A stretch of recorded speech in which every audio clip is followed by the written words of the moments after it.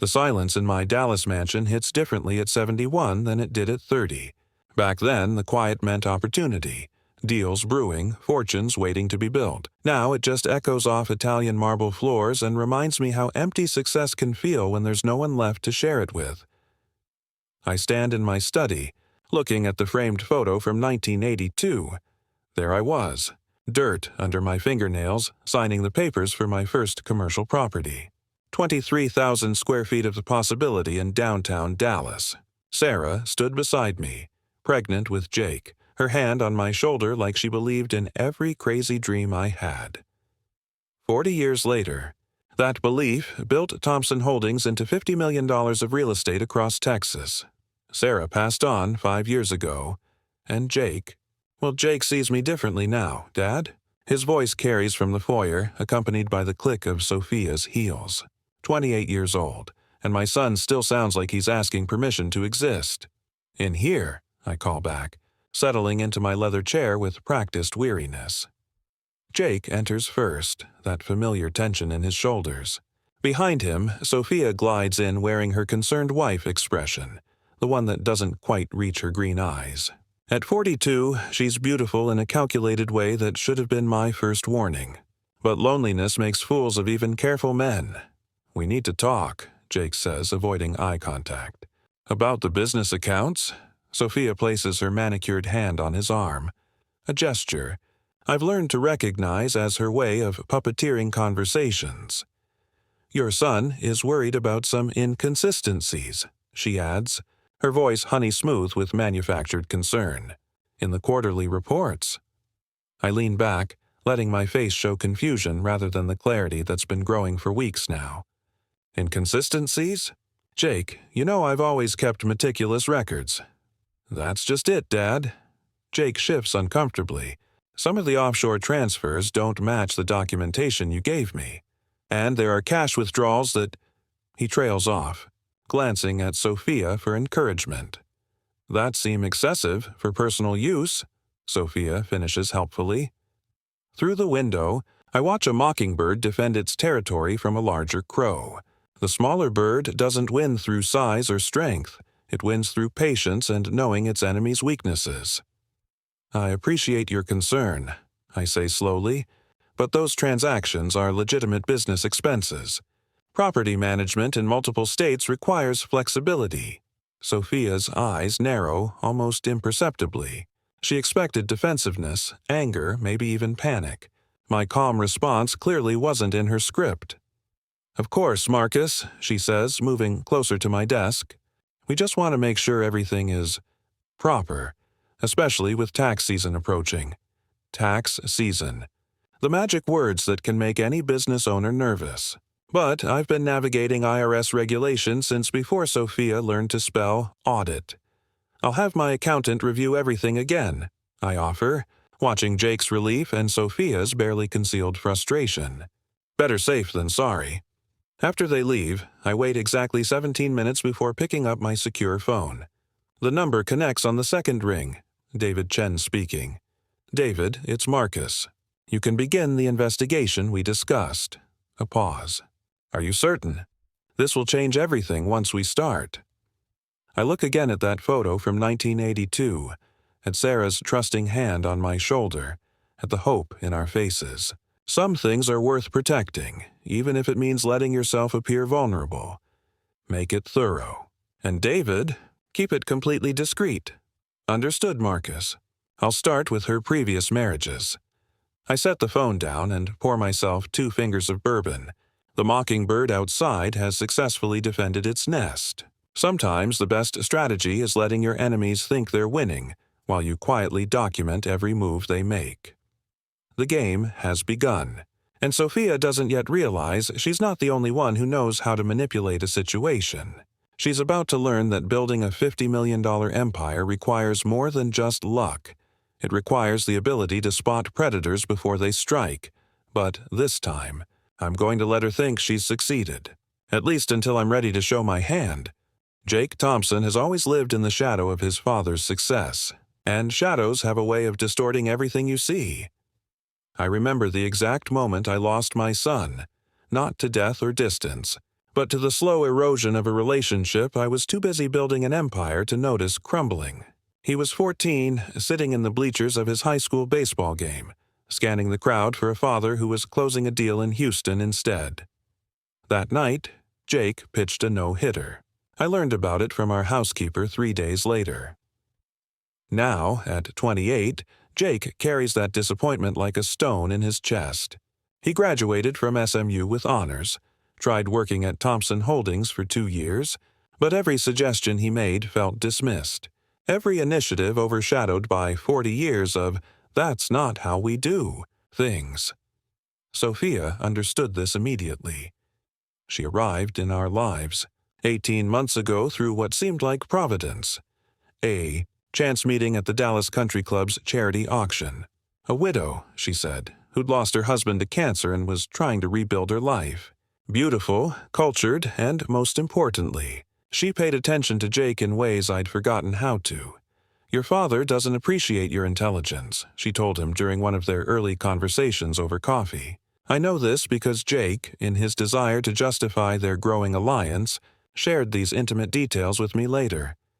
"He still sees you as that teenager who needed guidance," Sofia continued, her voice carrying the perfect blend of empathy and indignation. "But you're a grown man with your own insights about the business." Jake soaked up this validation like drought-starved earth absorbs rain. Within months, Sofia had positioned herself as Jake's advocate and my interpreter. "Your father means well," she'd say after our business discussions, "but he's from a different generation. He doesn't understand how isolating his management style can be." The irony wasn't lost on me. I was watching my wife drive a wedge between my son and me while claiming to bridge our gap. Their alliance solidified around what Sofia called family financial responsibility. She began questioning my accounting methods, wondering aloud why certain business expenses seemed excessive, suggesting that Jake should have more oversight of company finances. "After all," she reasoned during one family dinner, "this will all be Jake's responsibility someday. Shouldn't he understand every aspect of the business now?" Her logic seemed sound, even caring. But I'd been in business too long not to recognize when someone was fishing for information.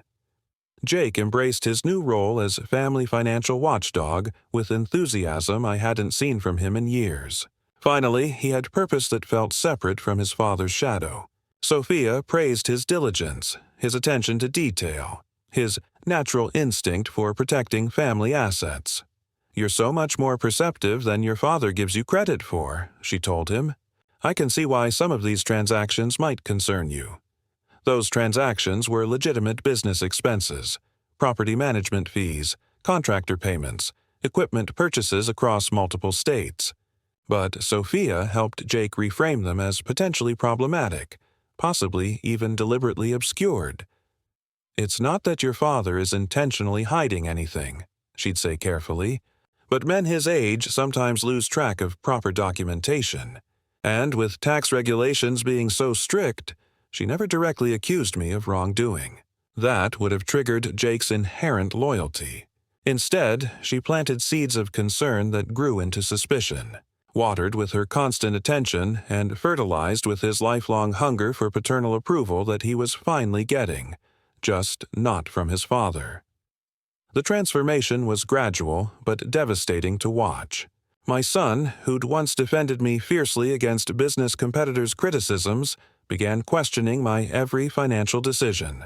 Not with malice, but with the earnest concern of someone who believed he was protecting his family from potential legal troubles. "Dad's getting older," he confided to Sofia during a conversation I wasn't supposed to overhear. "Maybe he's not as sharp as he used to be with the details." Sofia's response was perfectly calibrated. "You're such a good son. Jake, looking out for him like this, even when it's difficult." By the time they approached me together in my study, Jake genuinely believed he was staging an intervention for my own protection. In his mind, he wasn't betraying his father. He was saving him from himself. And Sofia? She watched it all unfold with the satisfaction of someone who'd played this exact game before. Sofia Martinez, though that wasn't always her name, operates with the precision of a surgeon and the patience of a chess master. Watching her work on Jake is like observing a master class in psychological manipulation. Your father keeps separate accounts for cash, transactions, she mentions casually while reviewing Thompson Holdings' quarterly reports with Jake. That's unusual for a legitimate business. She doesn't accuse. She observes. She plants questions that grow into concerns that blossom into suspicions. Jake frowns at the spreadsheet. Maybe it's just his generation. He's always preferred cash for smaller deals. Of course, Sofia agrees, then pauses with calculated timing. Though I wonder what the IRS would think about cash transactions without proper documentation. 3 states away, in Phoenix, David Chen is uncovering a different version of Sofia's story. The woman who called herself Elena Whitman took Charles Whitman for $2.8 million over 14 months. The pattern was identical. Befriend the adult child, identify family fractures, exploit them systematically. Charles Whitman was 74 when Elena entered his life through his son, Michael. She was a grief counselor, she claimed, helping Michael process his mother's recent passing. Within months, she'd convinced Michael that his father was hiding assets, possibly developing early dementia, and needed family oversight of his finances.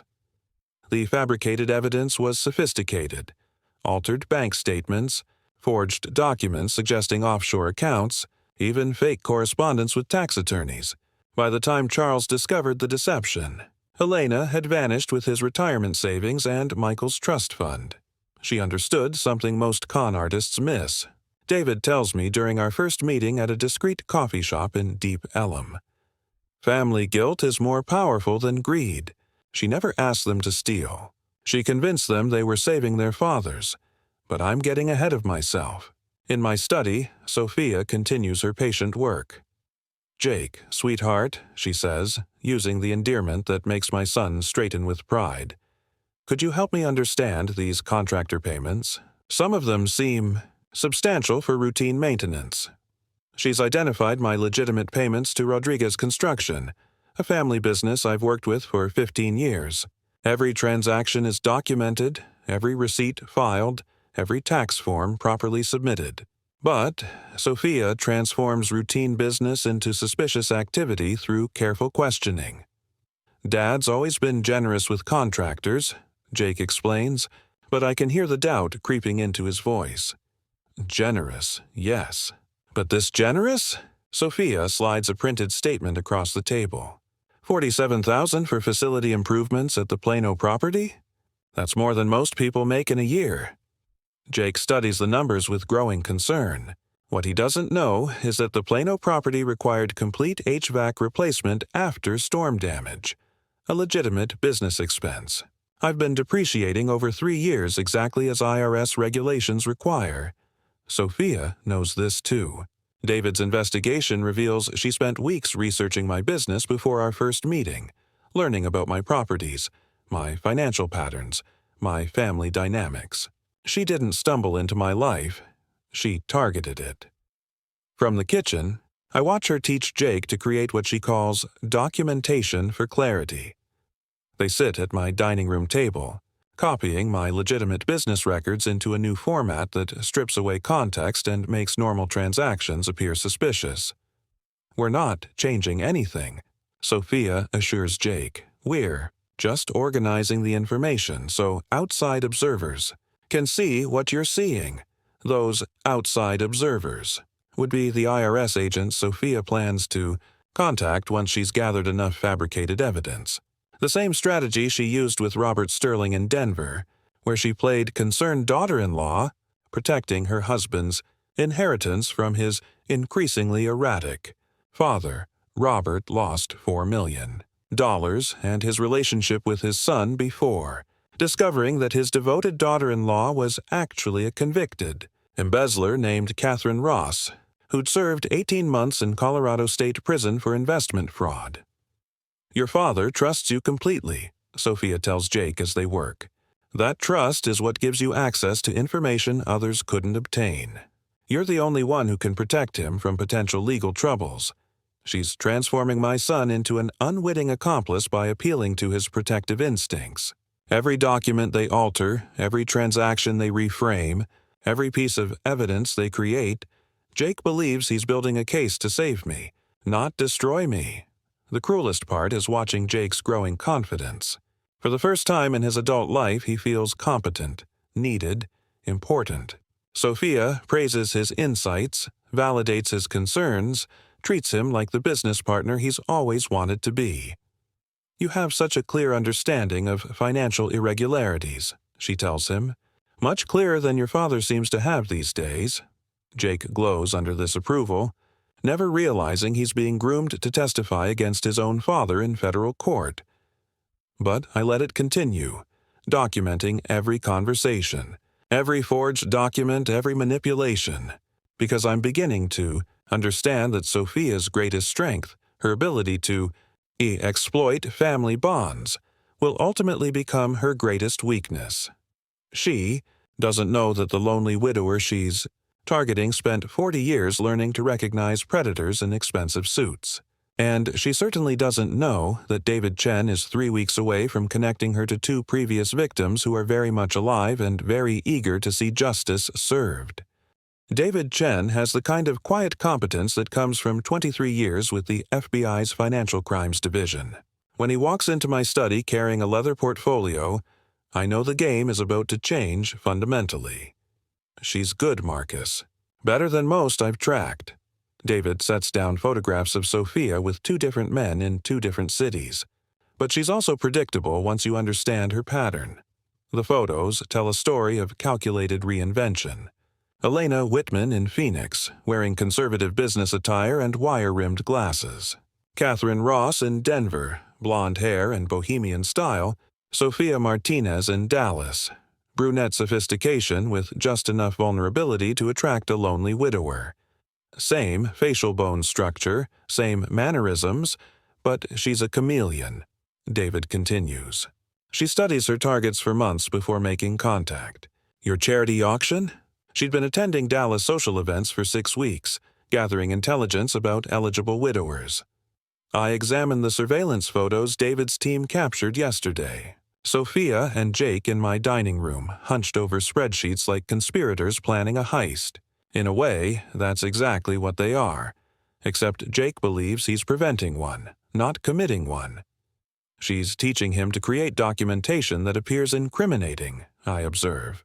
Look how she guides his hand when he's highlighting transactions. David nods grimly. Classic manipulation technique. She's not asking him to lie, she's helping him interpret existing information in a way that supports her narrative. When this goes to court, Jake will genuinely believe every word of his testimony. We spread the evidence across my desk like pieces of an elaborate puzzle. Bank records from Charles Whitman showing systematic asset transfer. Court documents from Robert Sterling's case revealing identical modus operandi. Financial forensics proving Sofia's various identities all trace back to the same Social Security number, one belonging to a woman who passed away in El Paso 12 years ago. The brilliant part of her strategy, David explains, is that she never directly steals money. She manipulates family members into providing access, then uses legitimate banking procedures to transfer assets. By the time anyone realizes what happened, she's legally married with full spousal rights to community property.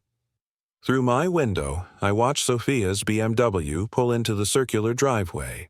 She's returning from what she told Jake was a support group meeting for widows.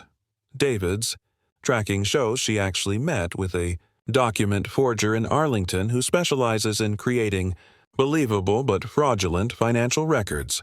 She'll escalate soon, I tell David. Jake's getting nervous about some inconsistencies he's noticed. She needs to move before he starts asking the wrong questions. David's phone buzzes with a text from his surveillance team. She just purchased a one-way ticket to Zurich. Departure date is 3 weeks from today, one day after she expects Jake to provide testimony that would trigger a federal investigation into your assets. We've documented everything meticulously. Hidden cameras captured Sofia teaching Jake to create misleading financial summaries. Audio recordings reveal her coaching him on how to present legitimate transactions as suspicious activities. Digital forensics prove the forged documents were created on her laptop. Charles Whitman and Robert Sterling both agreed to testify, David reports. They want to see her held accountable, and they're willing to travel to Dallas for the hearing. I lean back in my chair, feeling the weight of what we're about to unleash. Jake will learn that the woman who's been validating his concerns and praising his intelligence has been manipulating him from the beginning.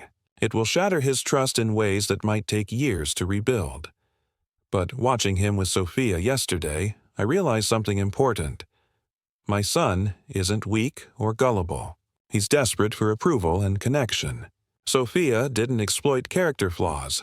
She exploited human needs I'd failed to meet as his father. There's something else, David says, pulling out a final folder. Sofia made one crucial mistake 3 days ago. She accessed your personal banking information using Jake's computer. We have digital evidence proving she obtained your account passwords without authorization. Study the screen captures showing Sofia's attempts to access my offshore investment accounts, legitimate holdings I've maintained for tax optimization and estate planning. She was looking for evidence of hidden assets that don't exist, but her unauthorized access gives us concrete proof of criminal intent. She's been setting up Jake to testify about transactions she deliberately misrepresented, I realize. But she also committed federal computer crimes in the process. David smiles grimly. Exactly. When we present this evidence, it won't just exonerate you. It will demonstrate that Sofia orchestrated an elaborate fraud using your son as an unwitting accomplice. My phone rings. Jake's name appears on the screen. Dad? We need to talk. Tonight, Sofia thinks. We think there might be a problem with some of your business dealings that could affect the whole family. His voice carries the weight of someone about to deliver devastating news to a loved one. Jake genuinely believes he's about to save me from legal troubles I don't even know I have. Of course, son. Come by around 7. After hanging up, I look at David. They're going to present their evidence tonight.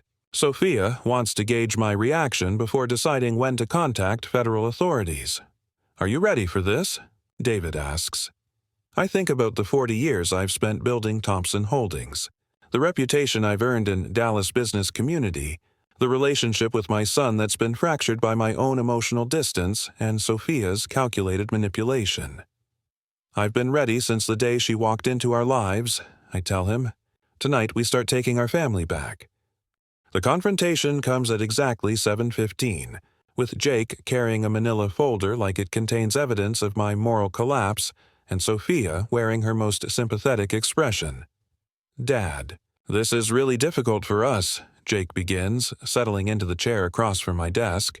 Sofia positions herself slightly behind him, close enough to provide silent support, far enough to maintain plausible deniability about orchestrating this intervention.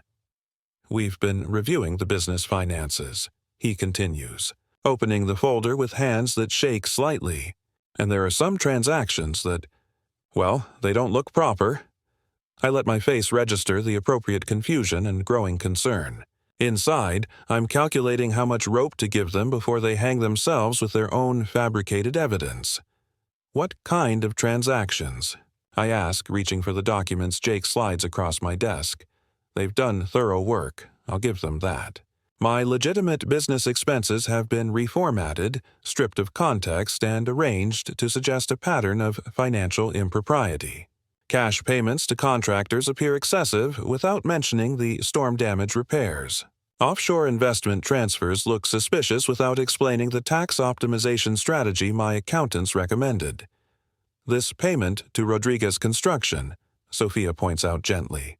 $47,000 for facility improvements. That's a substantial amount for routine maintenance. And these transfers to the Cayman account, Jake adds, his voice growing stronger as he gains confidence. They don't match any of the business justifications in your files. I study the papers with the expression of a man discovering uncomfortable truths about his own record-keeping. Through my performance, I'm watching Sofia carefully. She's too controlled, too prepared. This isn't spontaneous concern. It's a carefully rehearsed presentation.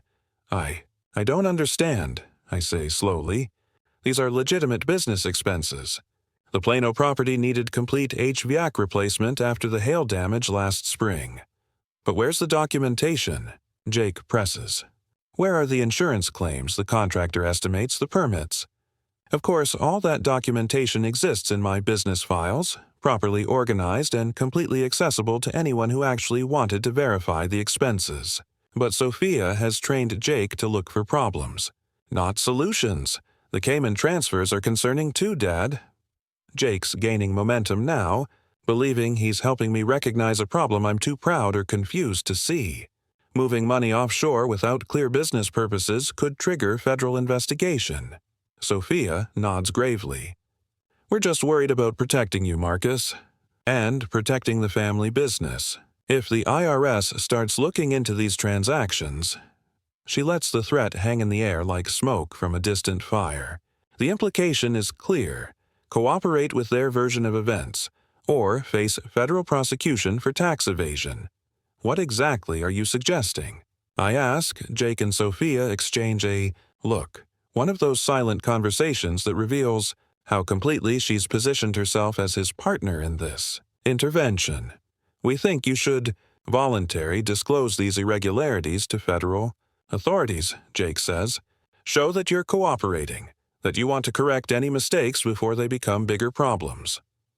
A proactive approach, Sofia adds. It would demonstrate good faith and might minimize any potential penalties.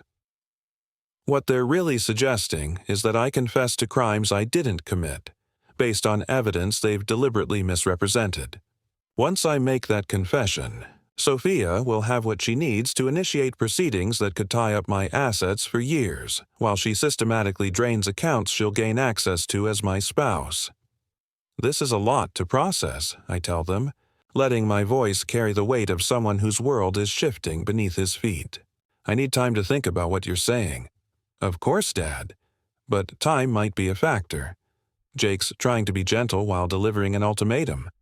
If someone else notices these patterns and reports them, you won't have the advantage of voluntary disclosure. Sofia places her hand on Jake's shoulder. The gesture I've learned signals she's about to deliver the kill shot. Marcus, sweetheart, I know this is overwhelming, but Jake and I have already consulted with a tax attorney about the best way to handle this situation. We could have preliminary papers filed by next week. There it is. They've already set the legal machinery in motion.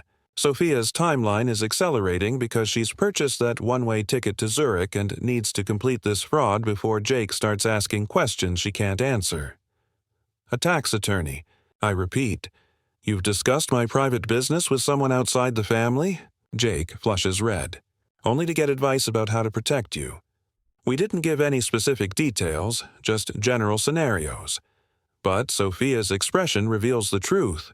They've shared everything, because her exit strategy requires official proceedings that will take months to resolve. By the time anyone realizes the evidence was fabricated, she'll be enjoying Swiss banking privacy laws and a new identity. I appreciate your concern, I say finally, both of you. But I need tonight to review everything myself before making any decisions. Of course, Sofia agrees too quickly. Take all the time you need, except she doesn't mean it. Tomorrow she'll pressure Jake to take more decisive action. She'll express worry that delay puts me at greater legal risk. She'll suggest that adult children sometimes have to make difficult decisions to protect aging parents from their own poor judgment. After they leave, I pour myself a bourbon and call David Chen. They made their move, I tell him. Sofia's timeline is exactly what you predicted. She wants preliminary disclosure papers filed next week. Perfect. That gives us the evidence of intent we needed.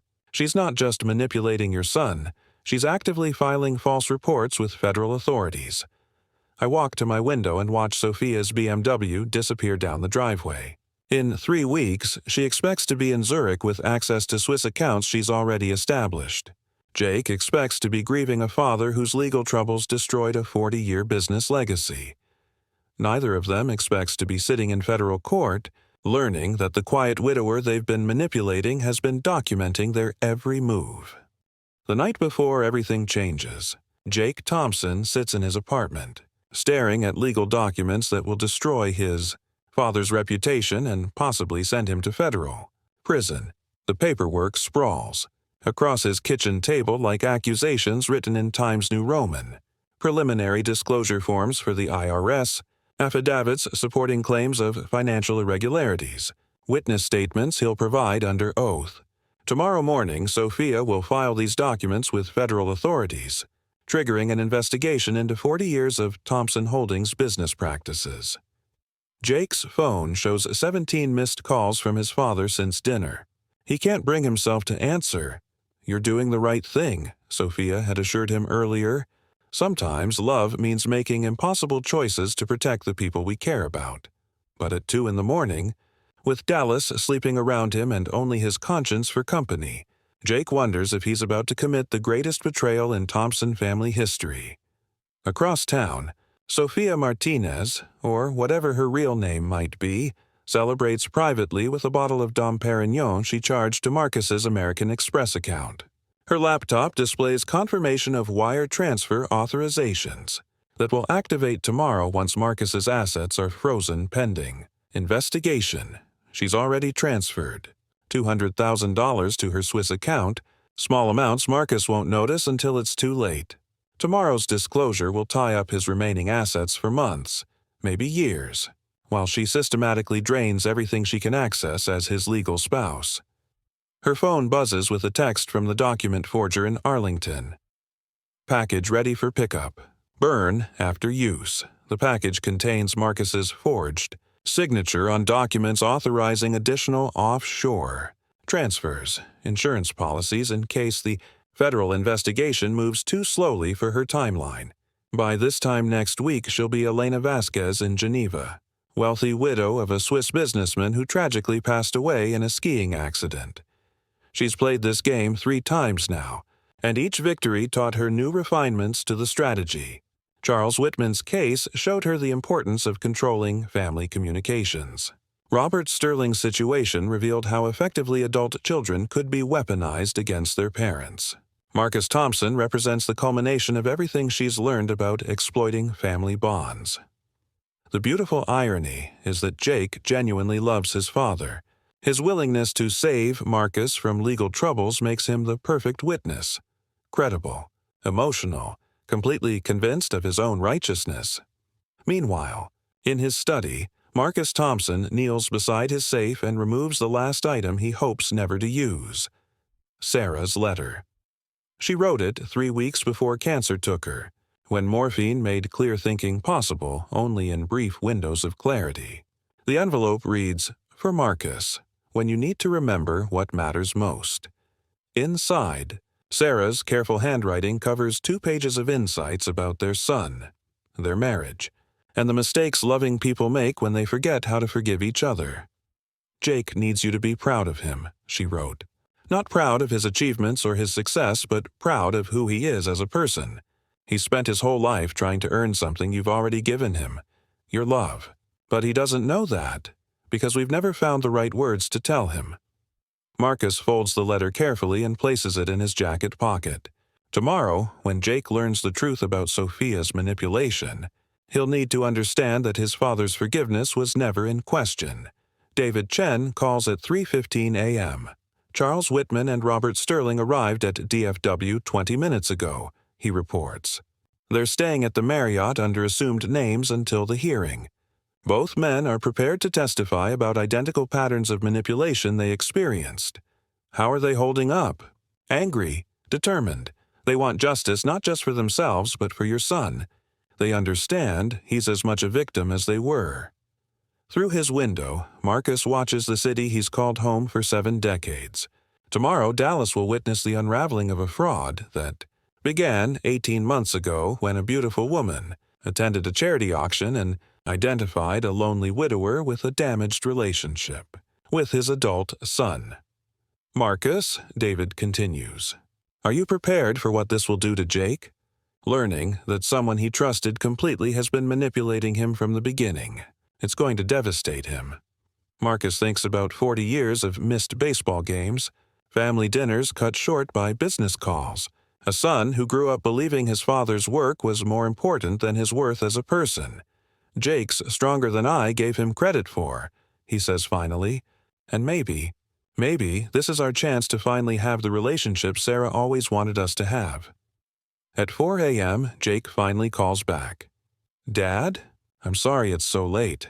I need you to know that what happens tomorrow, it's because I love you, even if you hate me afterward. Marcus closes his eyes and thinks about chess games that require sacrificing pieces to protect the king. I could never hate you, son. Whatever happens tomorrow, remember that everything I've ever done was to build something worth leaving to you. But you're worth more to me than all of it combined. Jake's voice breaks.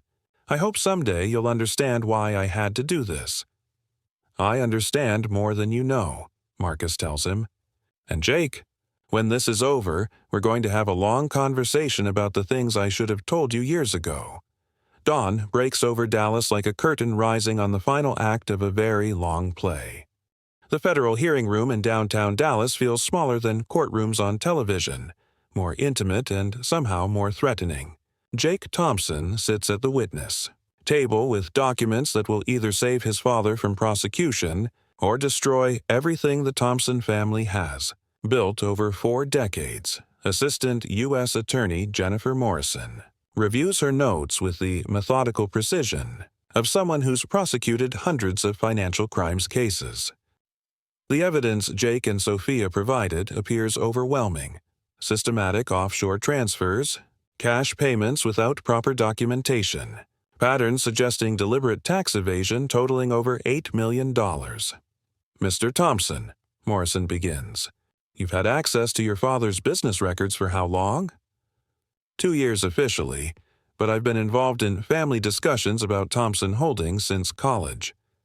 Jake's voice carries steady conviction. He genuinely believes every word he's about to say. And during that time, did you notice irregularities in how business expenses were documented? Sofia sits in the gallery's front row, wearing black like she's attending a funeral, which, in a way, she is. The death of Marcus Thompson's reputation and the birth of her financial freedom. Jake opens the folder containing months of fabricated evidence. Yes, ma'am. Starting about 6 months ago, I began noticing cash transactions that seemed excessive for legitimate business purposes. He presents the first exhibit. Rodriguez Construction payments reformatted to remove context about storm damage repairs. To someone unfamiliar with commercial real estate, $47,000 for facility improvements does appear suspicious. Did you discuss these concerns with your father? I tried to, but he became defensive. He said they were legitimate business expenses, but he couldn't provide adequate documentation to support the amounts involved. Morrison nods, making notes. This testimony from a family member carries enormous weight. Juries trust sons who reluctantly testify against fathers. It suggests the evidence must be overwhelming to overcome natural loyalty. In the gallery, Marcus watches his son systematically present evidence that could result in federal prosecution, asset forfeiture, and prison time. Yet his expression remains calm, almost serene. To Sofia, this suggests a broken man accepting inevitable consequences. She doesn't recognize the expression of someone watching a carefully laid trap finally spring shut. Mr. Thompson, did you personally witness your father conducting business in ways that seemed designed to avoid proper tax documentation? Jake hesitates for the first time, and that moment of uncertainty sends a chill through the room. Not directly. But the pattern of transactions suggests systematic avoidance of reporting requirements. Can you be more specific about these patterns? Offshore transfers that coincided with major property sales, suggesting hidden profits. Cash payments to contractors without corresponding invoices. Business expense categories that don't match actual work performed. Every accusation Jake makes is technically accurate but stripped of legitimate context. Sofia taught him to present facts in ways that support predetermined conclusions. Classic manipulation disguised as objective analysis. Did anyone assist you in identifying these irregularities? Another hesitation. Jake glances back at Sofia, who nods encouragingly. My stepmother helped me understand some of the financial implications. She has experience with estate planning and tax regulations. Marcus's attorney, Richard Sterling, Robert Sterling's younger brother, though Jake doesn't know this connection yet, stands to object. Your Honor, could the witness clarify what specific credentials Mrs. Martinez possesses regarding federal tax law? Jake blinks. It's a reasonable question he's never thought to ask. She mentioned experience with previous estate planning situations. Has Mrs. Martinez ever held professional licenses in accounting, tax preparation, or legal counsel? I don't know specifically, Morrison redirects quickly. Mr. Thompson, regardless of who helped you recognize these patterns, did you personally review the documents you're presenting today? Yes, ma'am. Every transaction, every bank statement, every transfer record. And, in your opinion, do these documents support concerns about deliberate tax avoidance? Jake looks directly at his father for the first time since entering the room. Marcus meets his eyes with an expression that's impossible to read.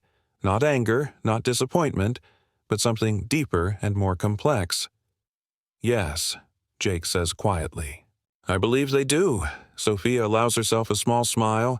Everything is proceeding exactly as planned. Jake's testimony will trigger a federal investigation that could take years to resolve. During that time, she'll have legal access to Marcus's accounts as his spouse, systematic opportunities to transfer assets offshore, and eventually a clean escape to Switzerland with enough money to live comfortably for the rest of her life. But, in the back of the courtroom, two men who've traveled from Phoenix and Denver watch these proceedings with growing recognition. Charles Whitman and Robert Sterling have heard identical testimony before, from their own sons, presenting identical evidence, prepared by the same woman who's now calling herself Sofia Martinez. Morrison prepares for her final questions. Mr. Thompson, this testimony must be difficult for you personally. What motivated you to come forward with these concerns? Jake's voice breaks slightly. Because I love my father. And because letting him continue down this path would ultimately destroy everything he's worked to build. Sometimes protecting someone means making choices they won't understand. No further questions. Your Honor. As Jake steps down from the witness stand, he believes he's just saved his father from legal catastrophe. In reality, he's provided the last piece of evidence needed to destroy the woman who's been systematically manipulating him for 18 months. Marcus's attorney approaches the bench. Your Honor, the defense would like to call a witness whose testimony will provide essential context for these proceedings. The defense calls David Chen to the stand. Sofia's confident expression falters for the first time as a compact Asian man in a navy suit walks through the courtroom doors. She doesn't recognize him, but something about his purposeful stride and the way he carries himself suggests this isn't going according to plan. Jake looks confused. This isn't how federal hearings usually work. The prosecution presents evidence. The defendant responds to charges. But his father requested this hearing, waived certain procedural rights, and somehow arranged for witness testimony that should have been impossible given the timeline.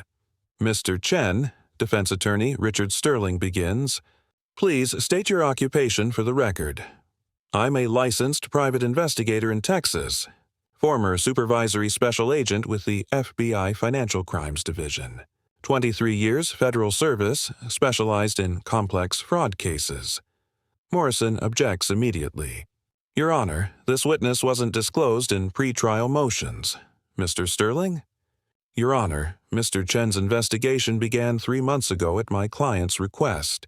We're prepared to demonstrate that the evidence presented by Mr. Jake Thompson was obtained through systematic manipulation by a person with documented history of identical fraud schemes. The words hit Jake like cold water. Manipulation. Fraud schemes. He turns to look at Sofia, who's gone pale beneath her carefully applied makeup. Proceed. Mr. Sterling. David Chen opens a thick folder with the calm efficiency of someone who's testified in federal court dozens of times. Your Honor, the woman known to this family as Sofia Martinez has operated under multiple identities across several states, targeting elderly men through their adult children using identical methods. He presents enlarged photographs. Elena Whitman with Charles Whitman in Phoenix, Catherine Ross with Robert Sterling in Denver, Sofia Martinez with Marcus Thompson in Dallas. Same facial recognition markers, same modus operandi, same progression from befriending adult children to manipulating them into providing false testimony against their fathers. Jake stares at the photos with growing horror. The woman comforting him through his difficult decision to protect his father is the same person who's destroyed 2 other families using exactly the same strategy. Mr. Chen, how did you become involved in this case? Marcus Thompson contacted me 3 months ago, expressing concern about his new wife's behavior and her influence on his son. He suspected manipulation but wanted documentation before taking action. 3 months ago, Jake's voice carries across the courtroom, but Sofia only started helping me understand the financial irregularities 6 weeks ago. Chen looks directly at Jake with something like sympathy. Mr. Thompson, your stepmother began researching your father's business practices within 2 weeks of marrying him. She spent months identifying which legitimate transactions could be reframed to appear suspicious. The prosecutor looks stunned. Your Honor, if the defense is suggesting these financial documents were fabricated, not fabricated, Chen clarifies, selectively edited and stripped of context. Every transaction Jake Thompson presented today is legitimate, but Mrs. Martinez taught him to interpret them without understanding their actual business purposes. Sofia starts to rise from her seat, but 2 U.S. Marshals move to block the exits. She's no longer a concerned family member. She's a flight risk with a one-way ticket to Zurich in her purse. Mr. Chen, do you have evidence supporting these claims? Yes, Your Honor. 3 months of audio and video surveillance, digital forensics proving document manipulation, and testimony from 2 previous victims who are present in this courtroom. Jake turns to see 2 older men sitting in the back row, Charles Whitman and Robert Sterling, watching these proceedings with grim satisfaction. His father somehow contacted Sofia's previous victims and brought them to Dallas to witness her downfall. Additionally, Chen continues, we have evidence that Mrs. Martinez accessed Mr. Thompson's personal banking information without authorization, committed identity fraud using a deceased person's social security number, and established offshore accounts in preparation for asset transfer following this hearing. The courtroom erupts in whispers as the scope of Sofia's operation becomes clear. She didn't just manipulate Jake. She orchestrated an elaborate fraud designed to destroy Marcus Thompson's reputation and steal millions of dollars in the process.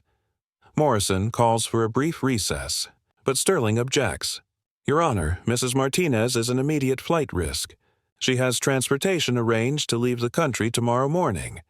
Mr. Chen, in your professional opinion, how long has Mrs. Martinez been planning this fraud?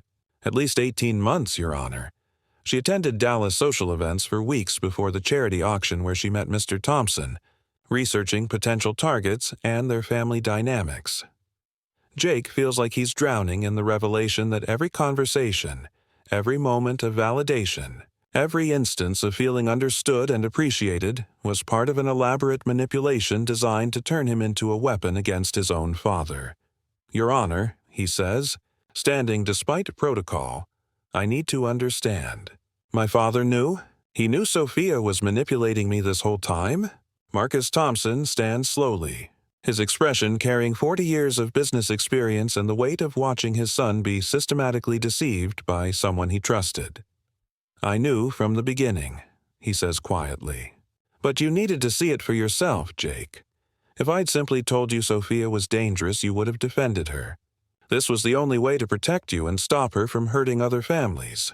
Jake stares at his father with dawning comprehension. Marcus didn't just document Sofia's fraud. He allowed himself to appear vulnerable, let Jake discover suspicious evidence, endured months of watching his son prepare to testify against him, all as part of a strategy to expose a predator and save his child from her influence. The defendant played a role, Marcus continues, to give Sofia enough rope to hang herself while protecting you from criminal liability as her unwitting accomplice. Sofia Martinez, or whoever she really is, sits in handcuffs now. Her 18-month plan collapsed in less than an hour by a lonely widower she thought she could manipulate. The silence in Marcus Thompson's study feels different now. Not empty, but full of things that need to be said after 28 years of emotional distance and 3 months of elaborate deception.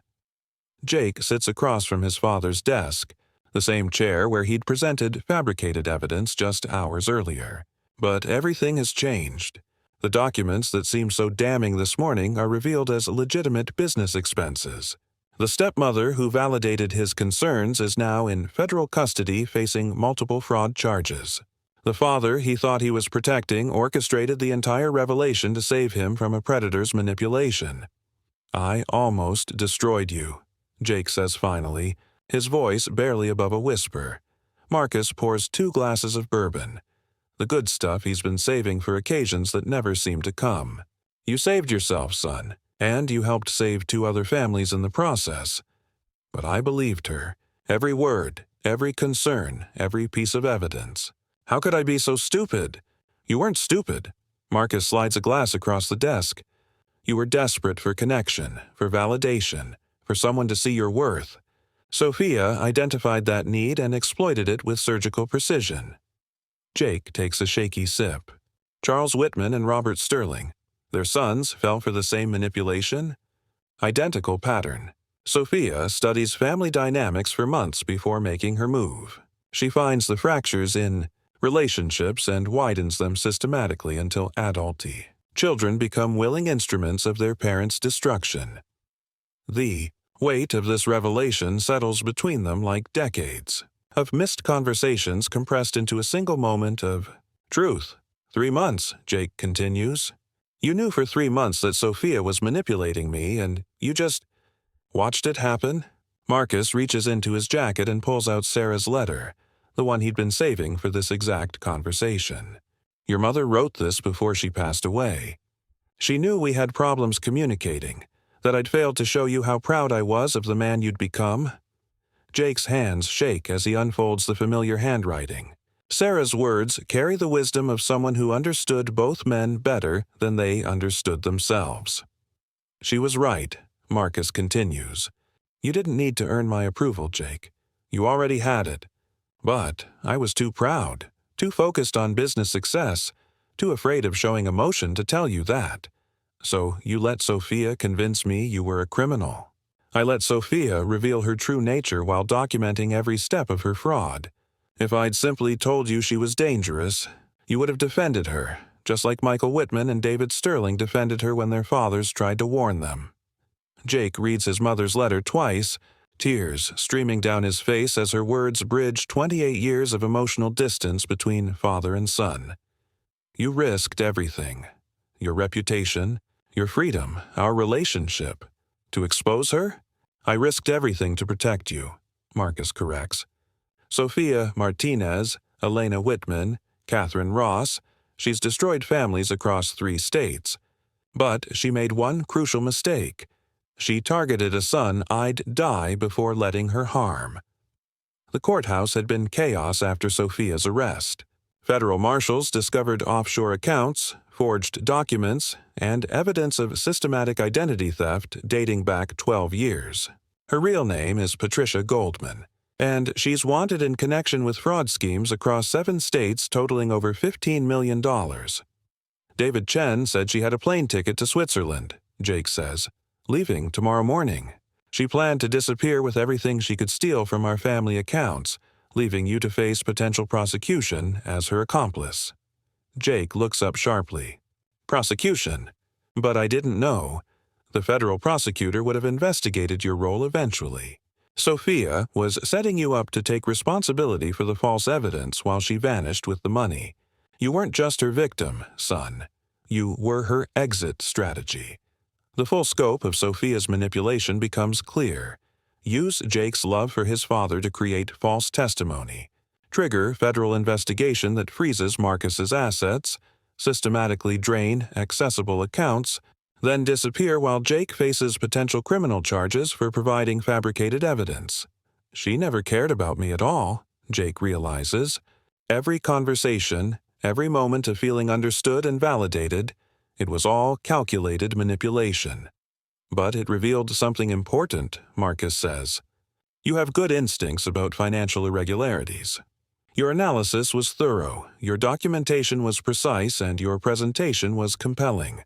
Sofia exploited your talents, but those talents are real. Jake looks around the study where he'd spent so many childhood hours feeling invisible while his father worked. Now it feels different. Not like a shrine to business success, but like a place where real conversations might finally happen. What happens now? To Sofia, I mean. Patricia Goldman will likely face federal charges in multiple jurisdictions. Charles Whitman and Robert Sterling will testify about identical fraud patterns. You'll testify about her manipulation techniques. She's looking at 15 to 20 years in federal prison. And to us, Marcus sets down his bourbon and looks directly at his son. Really looks at him, perhaps for the first time since Jake was a child. That depends on whether you're willing to forgive a father who spent 30 years building an empire but forgot to build a relationship with the only person who really mattered, Jake.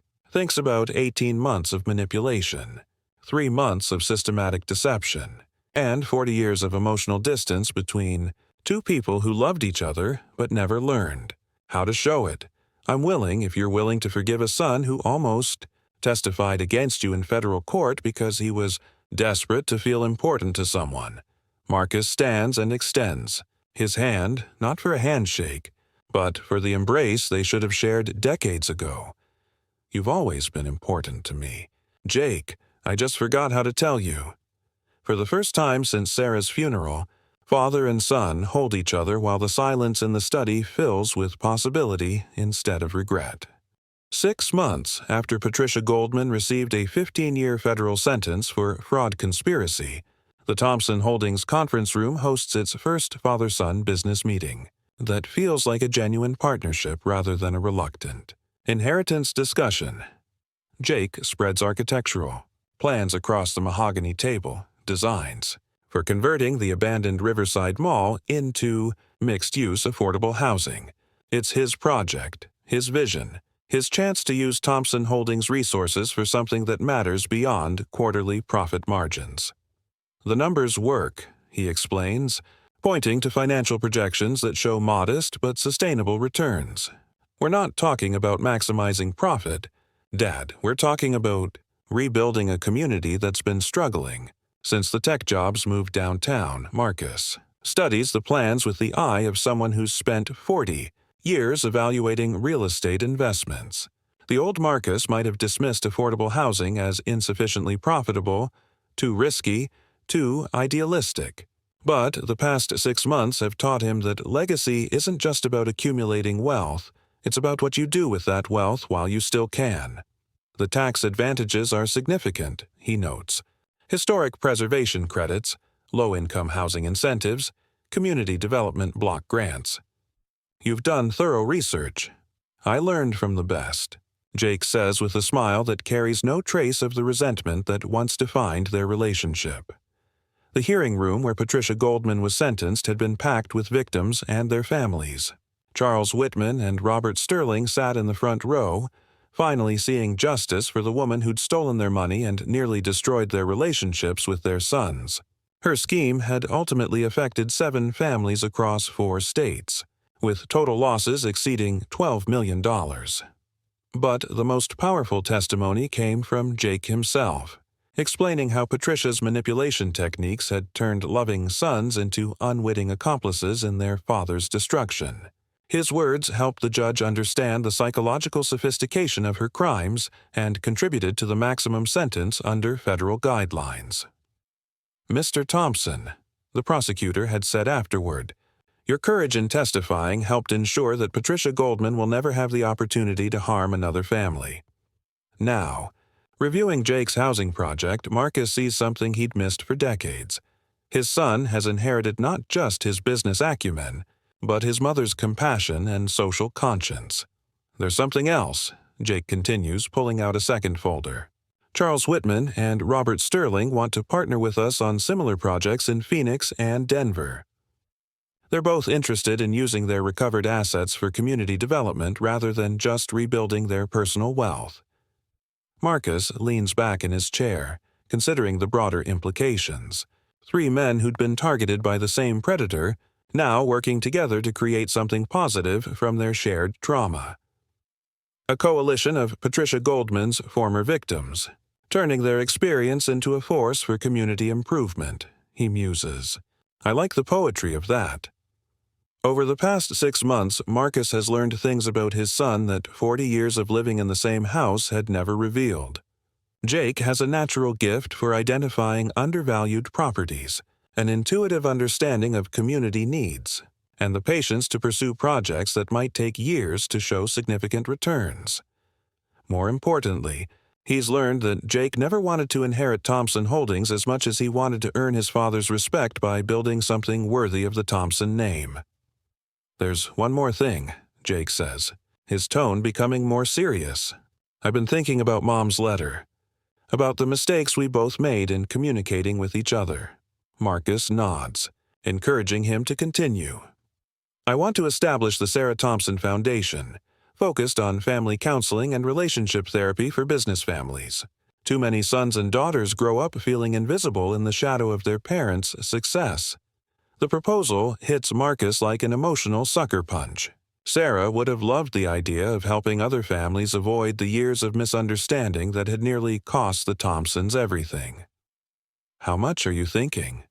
$5 million to start, with annual contributions based on company performance. Not enough to impact our business operations, but enough to make a real difference for families who need help, learning how to talk to each other. Marcus looks at his son, really looks at him, and sees not the disappointed child who'd grown up competing, with business deals for his father's attention, but a mature man with vision, compassion, and the wisdom to transform personal pain into purpose. You know, Marcus says slowly, I spent 40 years building Thompson Holdings because I thought that's what fathers were supposed to do, leave their children financial security. But watching you these past 6 months, I realize I had it backward. What do you mean? The business was never the legacy, Jake. You are the legacy. The man you've become, the values you've developed, the way you've chosen to use your talents for something larger than personal enrichment, that's what I'm proudest of leaving behind. Jake's eyes well up with tears that would have embarrassed both men 6 months ago, but now feel like appropriate responses to truth finally spoken. Patricia Goldman tried to destroy our family by exploiting our inability to communicate, Marcus continues. Instead, she forced us to finally have the conversations we should have been having all along. So, in a weird way, we owe her a debt of gratitude? Marcus considers this. No, we owe ourselves gratitude for being strong enough to turn her manipulation into an opportunity for genuine connection. They spend the next 2 hours reviewing Jake's affordable housing proposal, discussing financing options, and planning the Sarah Thompson Foundation's initial programs. For the first time in either man's memory, work feels like collaboration rather than competition.